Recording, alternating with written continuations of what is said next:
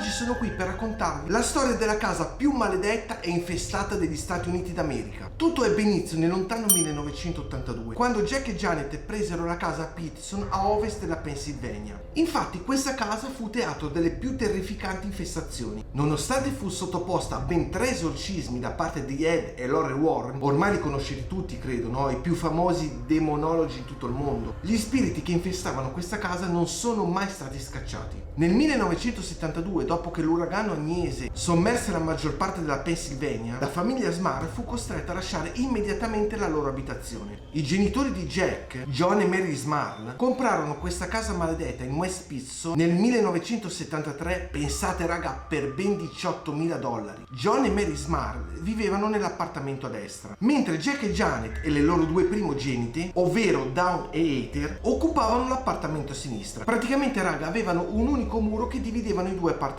La famiglia Smart spese tantissimi soldi per rendere abitabile ed aggiustare quella casa ormai fatiscente. Questa famiglia era una famiglia estremamente cattolica, molto praticante, e i primi 18 mesi vissuti in quella casa furono estremamente felici. Ma raga, molto presto fenomeni sconosciuti cominciarono a disturbare la loro vita. Nel mese di gennaio 1974 una strana macchia comparve sulla moquette nuova, il televisore scoppiò andando in fiamme e vi furono addirittura fuoriuscite d'acqua nonostante i tubi erano appena saldati molto bene. Sul nuovo lavandino e sulla vasca da bagno, nella stanza ormai ovviamente rimodernata da poco, vi furono trovati profondi graffi, come se un animale selvaggio li avesse artigliati. Sempre in bagno, nonostante il parquet fosse appena riverniciato, mostrava le stesse identiche graffiature dei muri. Ma nel 1975 la figlia maggiore Dawn vide ripetutamente della gente galleggiare vicino alla sua camera da letto. Entro il 1977 gli Smart realizzarono che la loro casa era infestata. Lo sciacquone del water, ad esempio, veniva tirato anche se nessuno era presente. Si sentivano in continuazione passi sulle scale, i cassetti si aprivano e chiudevano da soli,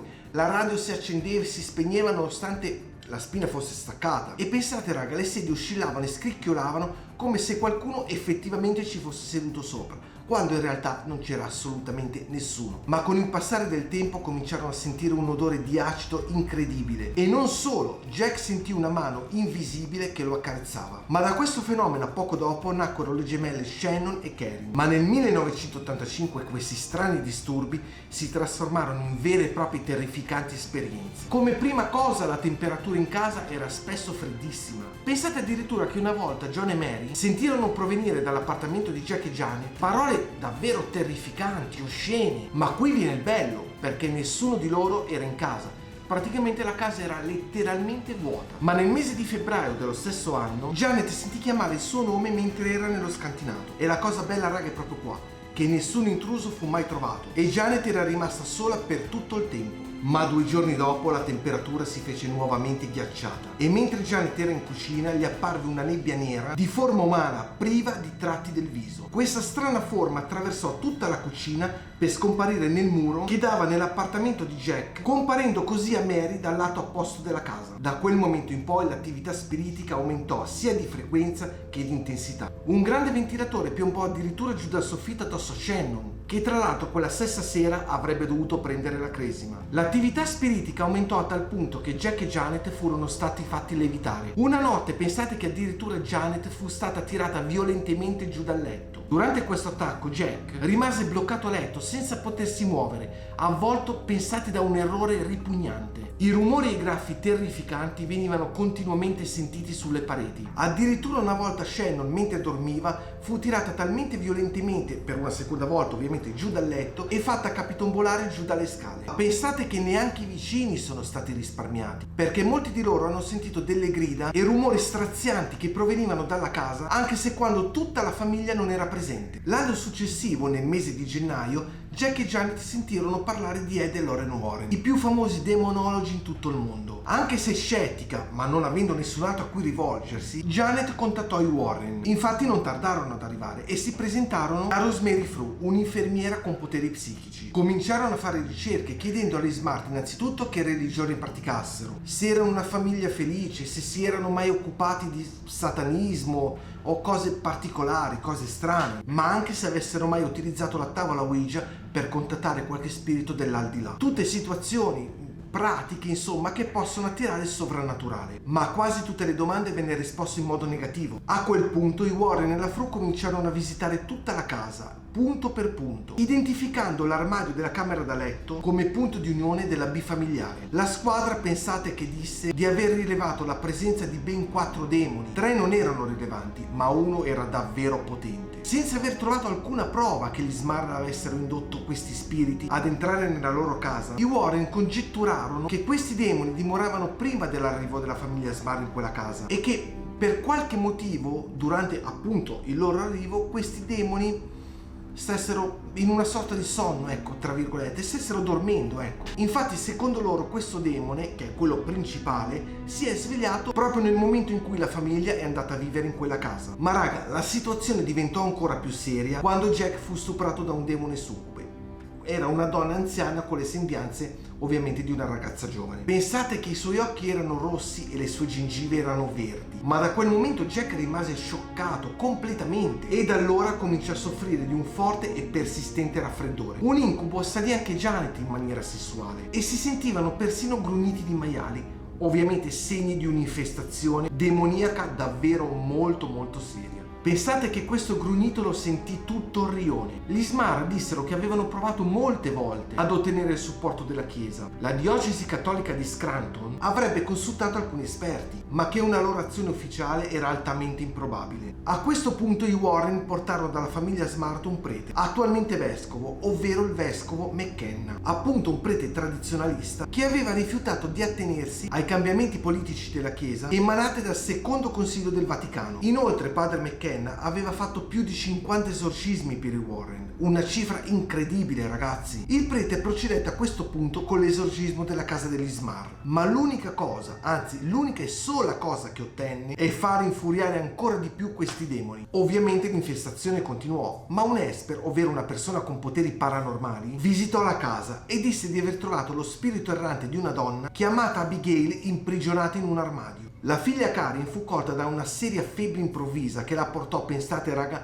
fino quasi al punto di morte. Dawn fu quasi stuprata da questa presenza diabolica e Janet e Mary avevano segni di morsi e di tagli sulle loro braccia. Ed e Lore Warren spiegarono che erano nella seconda fase diabolica, ovvero l'oppressione che segue l'infestazione, che poi ovviamente è seguita dalla possessione fino a portare il decesso della persona se non aiutata in modo adeguato. Il vescovo McKenna eseguì un secondo esorcismo inutilmente. Infatti questo demone, quello ovviamente più importante, accompagnò persino la famiglia nei viaggi di campeggio al fiume Poconos e ha addirittura infastidito Jack sul lavoro. La famiglia di Jack sapeva benissimo che non sarebbe mai potuta muoversi da una casa all'altra, perché ovviamente il demone li avrebbe seguiti in ogni loro spostamento. Dopo i ripetuti rifiuti della chiesa di aiutarli, gli Smart decisero di comparire a questo punto in televisione. Furono intervistati da Richard Bay in una trasmissione televisiva di Filadelfia chiamata La gente sta comunicando. Ma a questo punto raga il demone si vendicò sollevando Janet e scaraventandola contro una parete. Successivamente comparve Jack come una creatura mostruosa,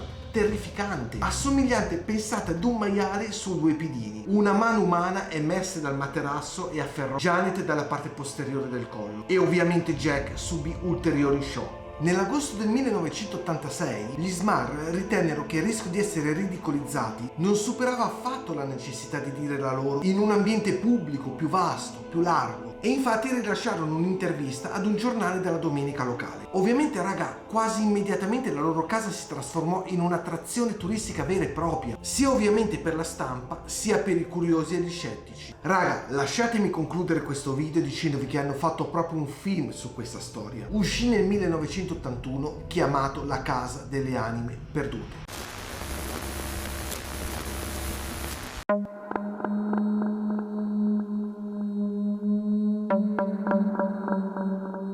In questo video oggi voglio raccontarvi dei demoni di Loudun. Avete capito bene, demoni. È una storia che risale al 1634, quando la possessione demoniaca appunto a Loudun in Francia ebbe inizio. Inizialmente i fatti rimasero in un immaginario collettivo, tant'è vero che hanno ispirato addirittura lungometraggi cinematografici, opere teatrali, di narrativa e addirittura musicali. La storia coinvolse padre Urbain Grandier e non solo, anche le suore orsoline di Loudun. Il prete venne accusato di aver fatto un patto col diavolo per possedere le suore del convento. Urbain Grandier è un curato a Loudun dal 1617, dove sedusse la maggior parte delle fanciulle del paese. Ma nel 1630, dove la sua condotta canonica non era ancora cessata e contro di lui venne sporta una querela al vescovo di Poitiers, Monsignor de la Roche-Posay. Scusate raga, ma io il francese non lo so, quindi non so neanche se l'ho pronunciato correttamente. Chiedo umilmente scusa appunto al sottoscritto anche. Dopo questa mia piccolissima parentesi, vi dico che Grandier è stato arrestato, condannato alla penitenza ed espulso per sempre da Loudun. Tuttavia, in qualche modo strano, non si sa bene come, non so se si parla di intrallazzi vari o cose simili, comunque è riuscito a farsi annullare questa condanna dall'arcivescovo Bordeaux Henri de Soblis. Durante il regno di Luigi XIII, nel 1631, il cardinale Richelieu, al fine di contrastare e distruggere definitivamente le velleità indipendentiste delle città di provincia, ordinò la demolizione delle fortificazioni di alcune di esse. A Loudun però il barone de Laubardemont, incaricato tra l'altro di eseguire l'ordine del cardinale, trovò l'opposizione di un prete, appunto quella di Grandier, dove infatti, appunto come detto inizio video, conduceva una vita privata molto libertina. La fama di Grandier aveva richiamato anche l'attenzione di Jeanne des Anges, suora superiore delle Orsoline, che, col fine di una relazione con lui per interessi, arrivò ad offrirgli il posto di direttore spirituale del suo convento di clausura. Il rifiuto da parte di Grandier causò nella madre superiora uno stato isterico, che in breve contagiò anche tutte le altre suore. Il canonico Mignon venne a conoscenza degli stranissimi comportamenti delle monache. Decise quindi di sfruttare la situazione per colpire Grandier, definendola come originata di una ossessione demoniaca da parte del prete e incaricando un prete, padre Berra, a praticare dei rituali di esorcismo proprio su di lui. La madre superiora stessa accusò il sacerdote di averla posseduta tramite diavolo. Grandier infatti venne accusato di essere la causa della possessione delle suore, che,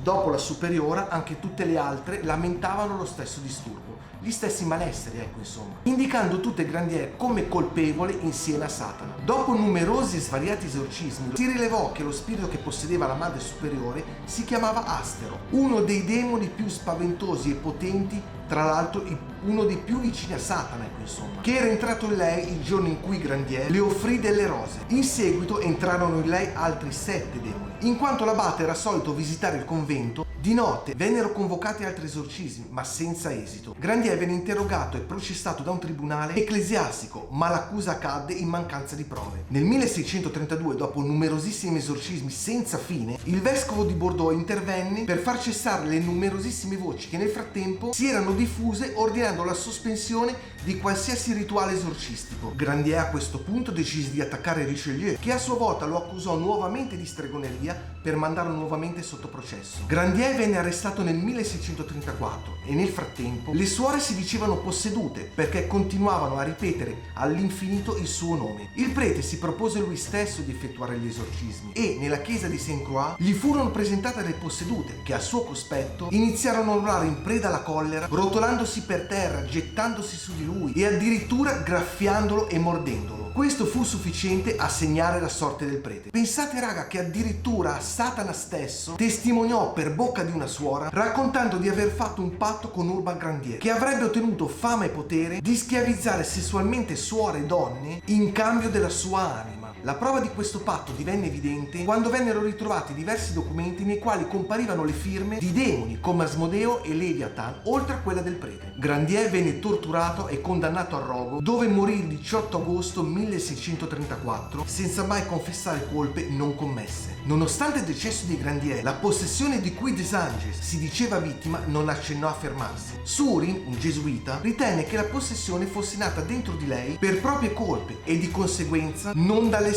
Surin la guidò in un percorso che condurrà la religiosa finalmente alla liberazione di questa possessione demoniaca. La superiora Jeanne des Anges, una volta liberata, scrisse un memoriale degli avvenimenti, il libro delle mie possessioni.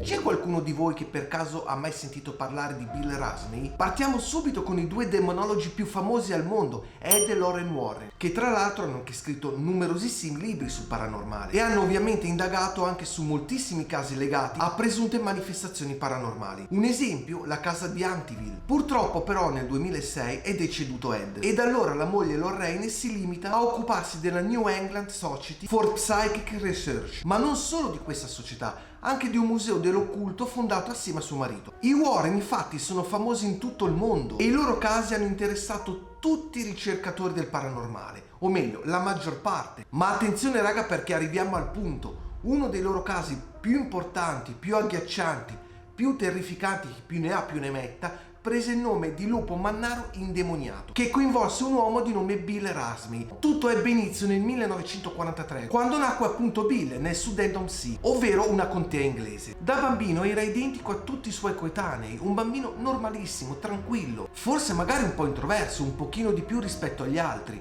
Infatti dopo poco tempo aveva fatto capire a tutti quanti che aveva un problema, almeno apparentemente irrisolvibile. Dall'età di 9 anni però Bill cominciò ad avere dei comportamenti strani, molto anomali, e non solo da solo, ma soprattutto in mezzo alle persone. Si trattava di una forma compulsiva che lo portava ad avere attacchi isterici, attacchi di rabbia, soprattutto nei confronti delle persone che gli stavano accanto. Ma non solo attacchi di rabbia, raga, anche di convulsioni. Quando era in preda a questi deliri, ovvero in fase di crollo psicotico, mordeva, ringhiava, camminava a quattro zampe, ne faceva di tutti i colori. Si comportava come un cane, come un lupo nel vero senso della parola. Questi suoi comportamenti vennero in un certo senso contenuti dai suoi genitori, con delle distrazioni di ogni genere, proprio come si fa con dei cani che sono molto molto aggressivi. Quindi sapete, no? Gli date il biscottino, lo fate giocare, lo distraete in qualche modo. La stessa cosa fecero appunto i genitori con lui. Ma più il tempo passava, più Bill diventava sempre più pericoloso. All'età di 12 anni il ragazzo ebbe il primo episodio davvero sconvolgente per tutta la comunità. Pensate che mentre stava andando a scuola una mattina, accompagnato ovviamente per la mamma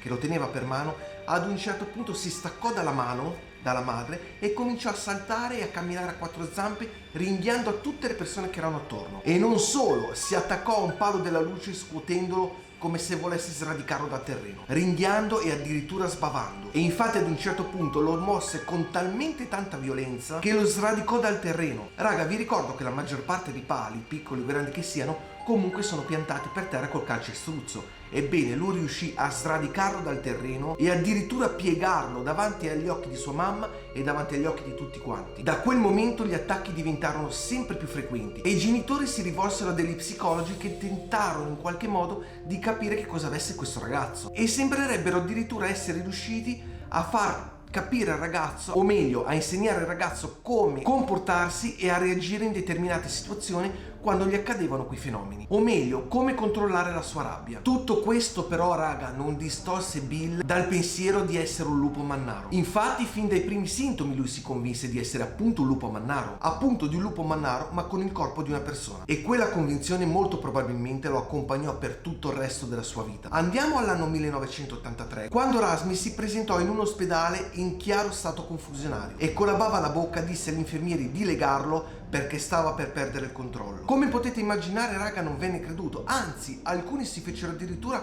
una gran bella risata. Ma all'improvviso l'uomo balzò addosso l'infermiera e le morse un braccio, quasi staccandole la porzione che lui aveva addentato. Poi a quattro zampe tentò la fuga, ringhiando e sbavando e cercando di aggredire in qualche modo chiunque cercasse di fermarlo, chiunque cercasse di avvicinarlo. A quel punto riuscirono a bloccarlo e venne sedato. Da quel momento iniziò un vero e proprio trattamento sanitario per capire quale fosse il suo problema. Dopo quell'avvenimento venne rinchiuso in un ospedale psichiatrico, ovviamente. La notizia si sparse in lungo e largo e giunse alle orecchie di Ed e Lorraine Warren, che ovviamente non persero tempo ad andarlo a trovare. Dopo averci parlato e passato un bel po' di tempo con lui, sostennero che il ragazzo, ormai cresciuto, fosse posseduto da un demone lupo, ovvero, come l'avevano definito loro, un lupo mannaro indemoniato. Infatti a quel punto contattarono il vescovo McKenna, che tra l'altro aveva già eseguito diversi esorcismi per loro, e gli chiesero di compiere un rito di purificazione anche per Ramsey. Dopo quell'esorcismo Bill sembrerebbe avere ritrovato un po' di pace, un po' di quiete, che in realtà non ha mai avuto, tranne quando era un bambino proprio piccolo. Di conseguenza tutto sembrò finire per il meglio. Infatti dopo qualche mese, ovviamente tenuto sempre in un ospedale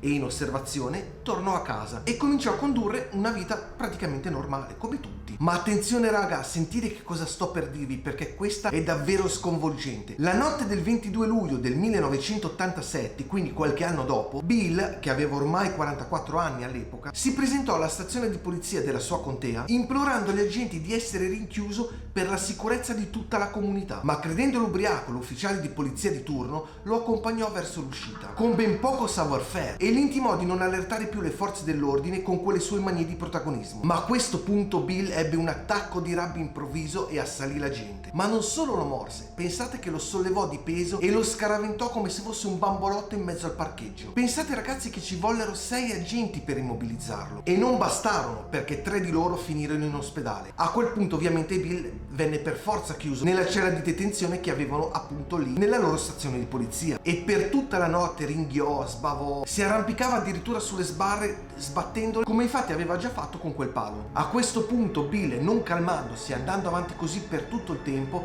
l'agente di polizia dovette per forza chiamare un medico per poterlo sedare. Ovviamente i Warren, avendo saputo di questo suo nuovo attacco, chiesero ancora l'aiuto del vescovo McKenna, che ovviamente esorcizzò ancora Bill. In quell'occasione Bill affermò di aver sentito una forza impressionante, una forza devastante che lasciava il suo corpo. E da quel momento in poi pare che Bill non avesse mai più avuto attacchi. Ragazzi, da quest'ultimo esorcismo Bill riprese la sua vita normale. Ritornò appunto a comportarsi normalmente con tutte le persone. Ragazzi, ditemi la vostra. Per oggi, ma solo per oggi, questo video termina qua. Io vi ricordo come sempre di iscrivervi al canale, di attivare tutte le campanelline, ve lo ricordo perché sennò non tutte le notifiche vi arrivano, di commentare, di tempestare di like questo video e di condividerlo su tutti i vostri social. Noi ci vediamo prestissimo nel nostro prossimo video. Ciao a tutti raga!